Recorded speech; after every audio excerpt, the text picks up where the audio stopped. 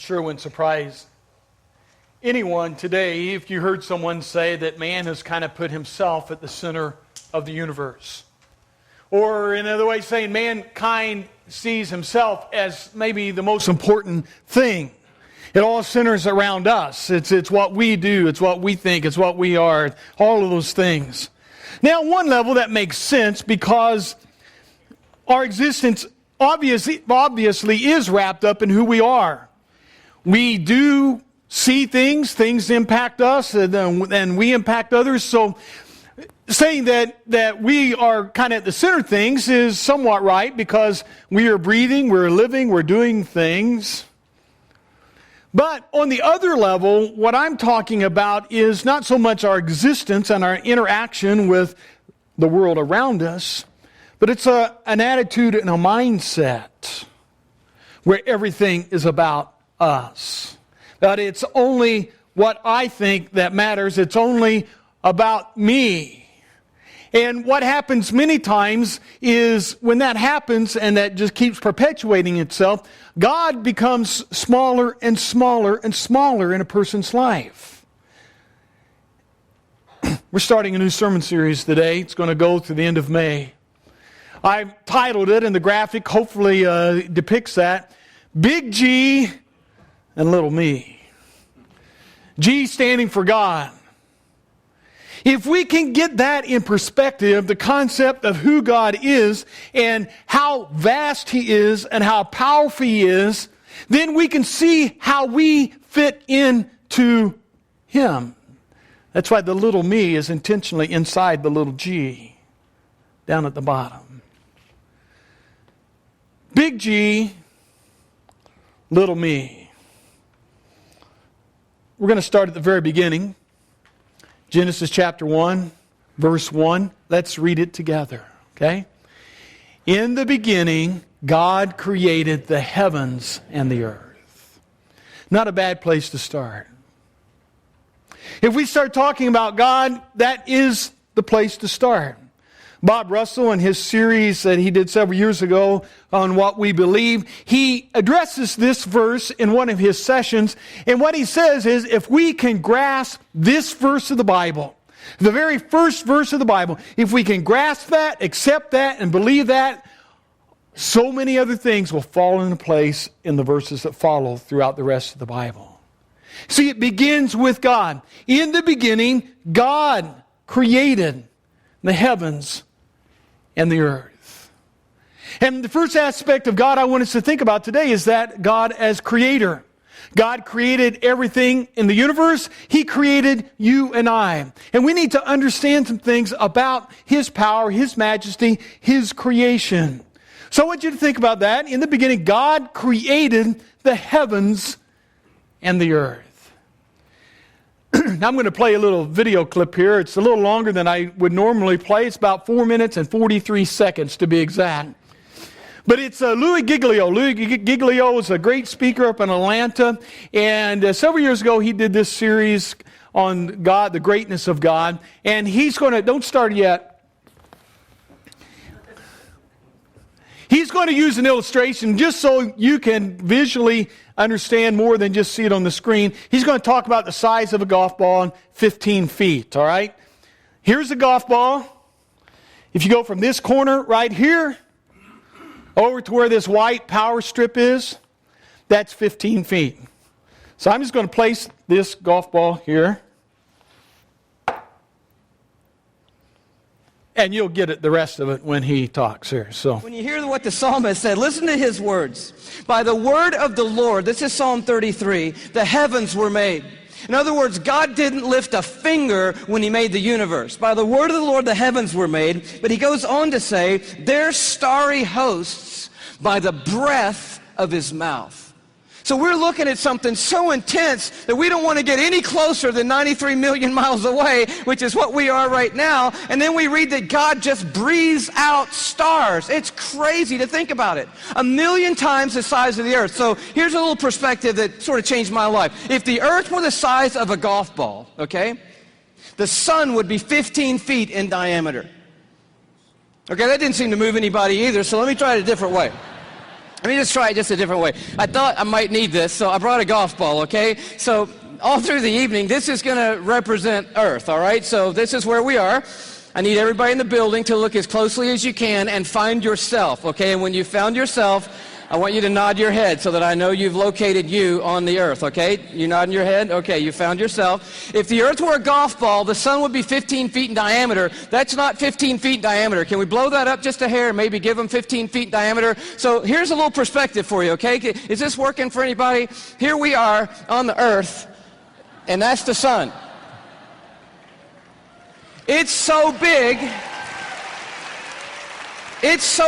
you could put 960,000 Earths inside the sun. So if the Earth were a golf ball and the sun were 15 feet in diameter, you could put 960,000 golf balls inside that 15-foot diameter sun. That's enough golf balls, by the way, because I know that seems like a big number, to fill a school bus with golf balls could fit inside the 15-foot in diameter sun. It's a massive star, and it's one of hundreds of billions of stars in the Milky Way galaxy, our cul-de-sac in the neighborhood called the cosmos that God has made. It's huge, and we're worshiping a star-breathing God tonight. But I want to tell you about the second star, okay?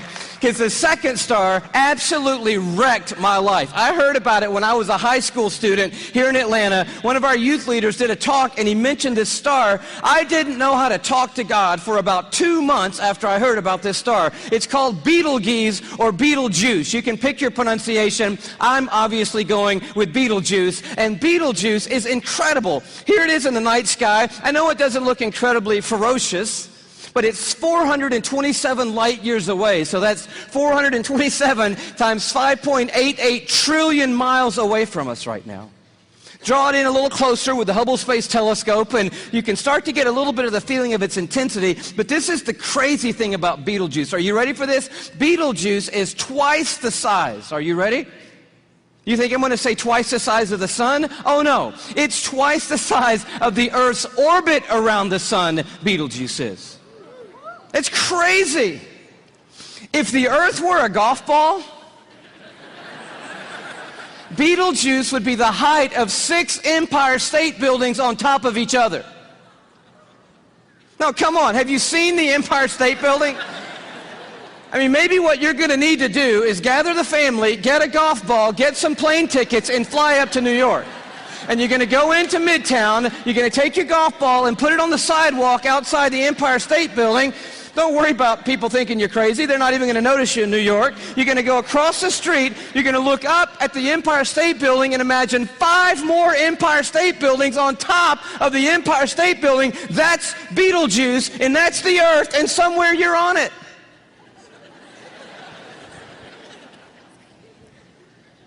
You could fit 262 trillion Earths inside Betelgeuse. So if the Earth were a golf ball, that would be enough golf balls to fill up the Superdome with golf balls. 3,000 times.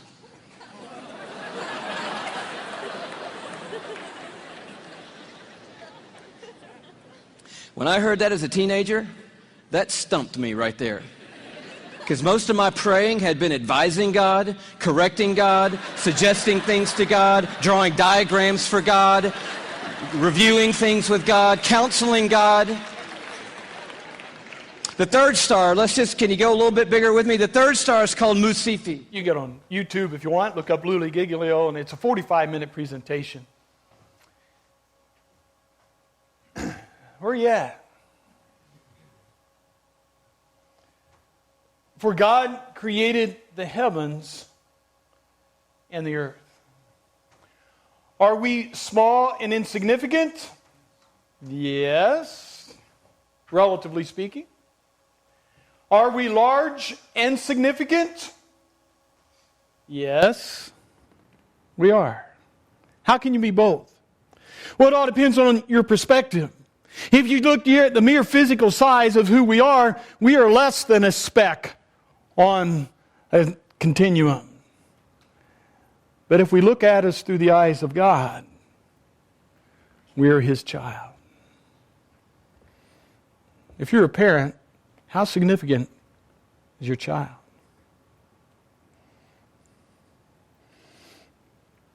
big G, little me. We are a part of the creator and sustainer of the universe. And He placed it into being by simply breathing it into existence. It's pretty amazing. It's pretty powerful. And that is the God who wants to be our God. Not only is He creator of the earth and everything in it and all the stars and things. Second major thing we need to understand is He's the creator of you and I. He's the creator of you and I. Genesis 1:27 says, if you go on down the chapter, it says, so God created man in His own image. In the image of God, He created him. Male and female, He created them. Now that is important on so many different levels that we understand that God created you and I, created us male and female. It impacts first the value of life. Life is not something to be thrown away. Life is not something to be disposed of. Life is valuable in the eyes of God. That's why the whole abortion issue is such a big deal among the faith, because it is a reflection of value of life. It impacts us in that we were created to be a specific design. God created us male and female. And sometimes I just shake my head as in this world that's going on now that seems to be, everything has to be gender neutral. And it doesn't matter if you're a man or a woman. You just be whatever you want to be. Yet it says, and God created us in His image, male and female. He created them. It impacts us on a personal level when it comes to our self-esteem and our purpose in life and why we are here. There's all kinds of different things that are impacted by that statement that God is creator of you and I. The thing I want to focus on most is the impact it has on your relationship with Him. How well do you know Him? How well does He know you? Psalm 139, I'm just going to put a couple phrases up on the screen, but I want to read the entire passage to you. Psalm 139, verses 1 through 6 and 13 through 16, it says this, O Lord, you have searched me and you know me. You know when I sit and when I rise. You perceive my thoughts from afar. You discern my going out and my lying down. You are familiar in all my ways. Before a word is on my tongue, you know it completely, O Lord. You hem me in behind and before you have laid your hand upon me. Such knowledge is too wonderful for me, too lofty for me to attain. That's a good statement. I'd say it like this, it's mind-boggling that He knows us that well. Verses 13 and following says, for you created my inmost being. You knit me together in my mother's womb. I praise you because I am fearfully and wonderfully made. Your works are wonderful. I know that full well. My frame was not hidden from you when I was in the secret place. I was woven together in the depths of the earth. Your eyes saw my unformed body. All the days ordained for me were written in your book before one of them came to be. God knit you together, it says, in your mother's womb. He put us together. That is a mind-boggling thing to think about. You didn't crawl out of a primordial slime somewhere. You were designed by the Creator and the Sustainer of the universe. And He says here, O Lord, you have searched me and you know me. I would say that He knows us better than we know ourselves. Now, how could that be? How could someone know you better than yourself? Well, I'm full of object lessons today. What do you see? Now, there's a bit better picture of this same ship, boat, bottle, whatever, up on the screen, because I want you to see some of the detail. Let me tell you a little bit about this. This is indeed a ship in the bottle. The main part of the ship is carved from balsa wood. There's mast on the ship and a thing that sticks out the front made of toothpicks.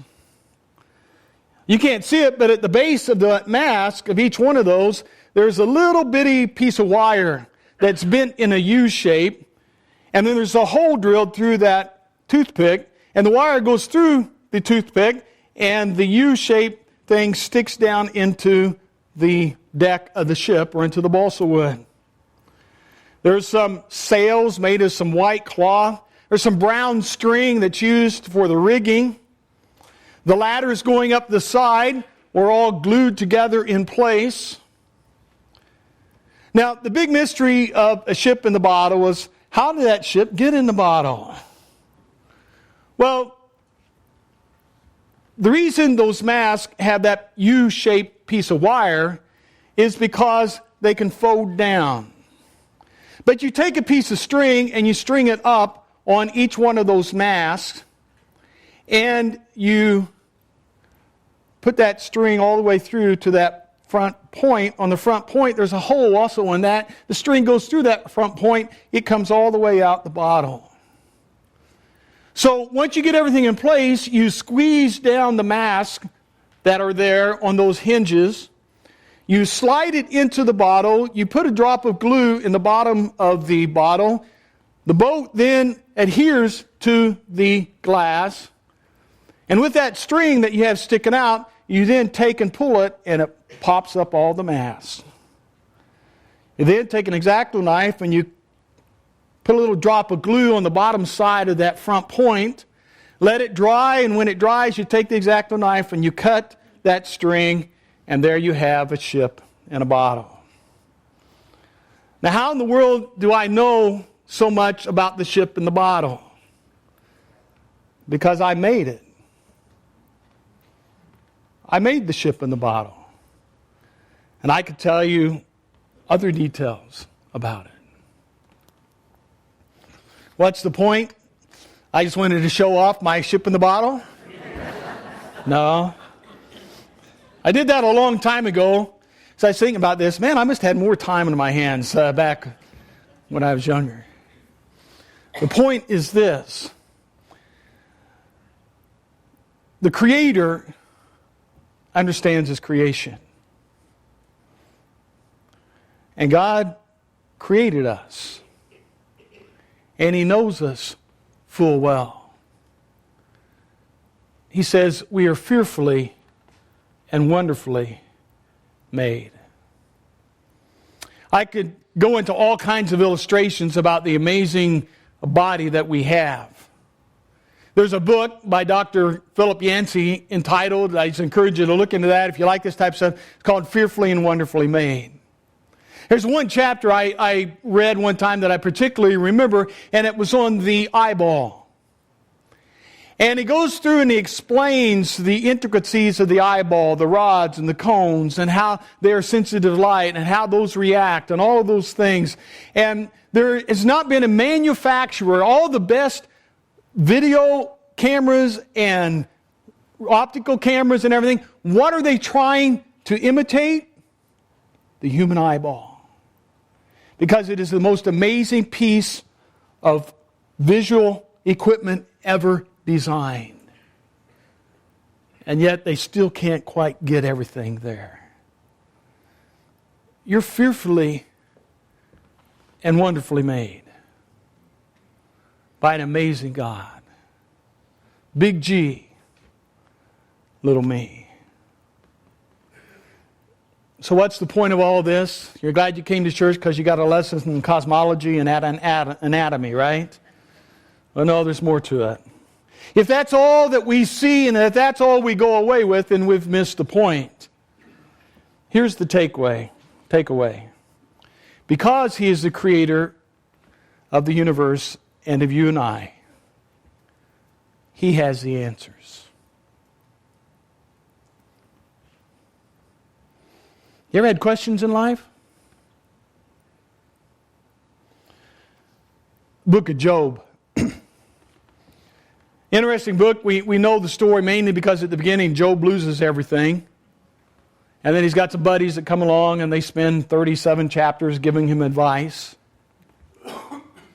At the end of those 37 chapters, in chapter 38, finally the Lord who's been listening in on all of this, comes and he speaks. And in Job 38, verses 1 through 5, he says, "Then the Lord answered Job out of the storm. He said, 'Who is it that darkens my counsel with words without knowledge? Brace yourself like a man. I will question you, and you shall answer me. Where were you when I laid the foundations of the earth? Tell me if you understand. Who marked off its dimensions? Surely you know. Who stretched a measuring line across it?'" And then God continues for the next 4 chapters. Just question after question after question after question.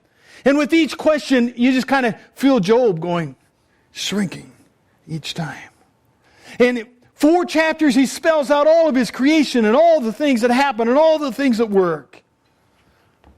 And then Job responds in chapter 42, verse 5. He says this, "My ears had heard of you, but now my ears have seen you." The whole goal of this series is not that we can just say, "Yeah, I've heard of God." But it's to be able to say, "Yeah, now I know Him."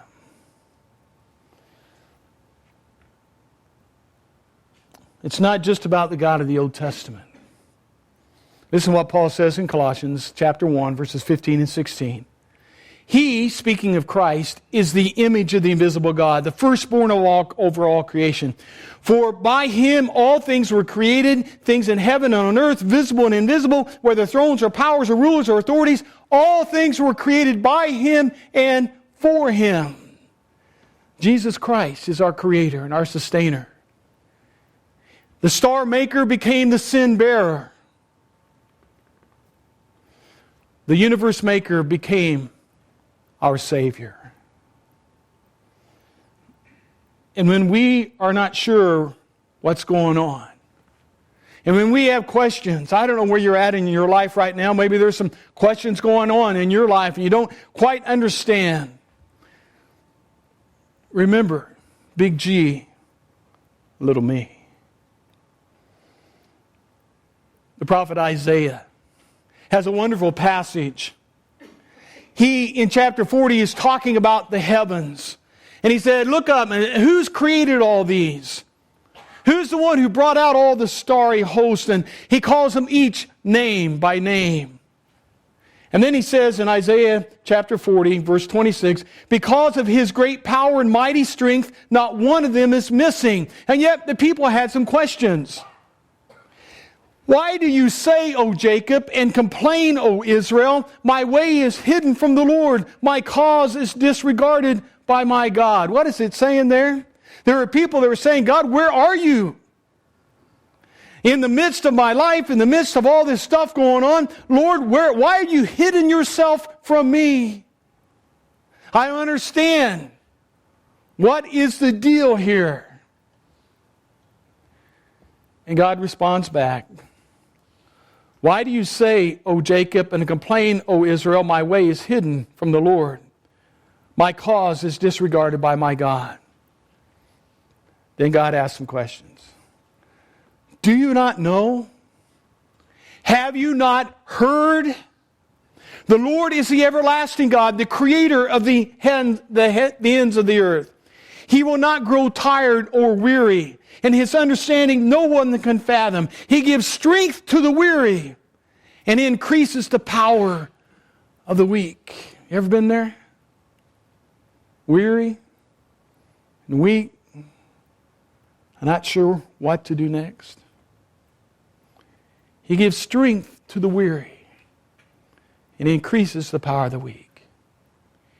"Even youths grow tired and weary, and young men stumble and fall. But those who wait upon the Lord will renew their strength. They will soar on wings like eagles. They will run and not grow weary. They will walk and not be faint." That's a powerful verse. That's a powerful passage. Because when we live our lives and we look around and we think, God, where are you in all of this?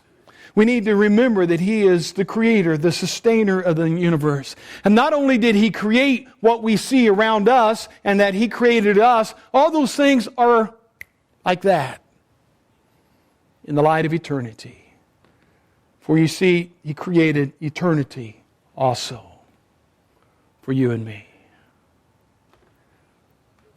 The heavens declare the glory of God, and the works shine forth His firmament. And all of that is temporary compared to the glory of heaven.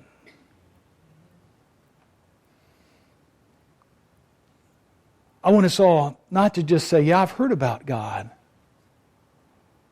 I want us all to say, yeah, I know who He is. He is my Redeemer, my Savior, my hope, my rock, my refuge. In Him will I find strength. Make Him the big G in your life. Let's pray.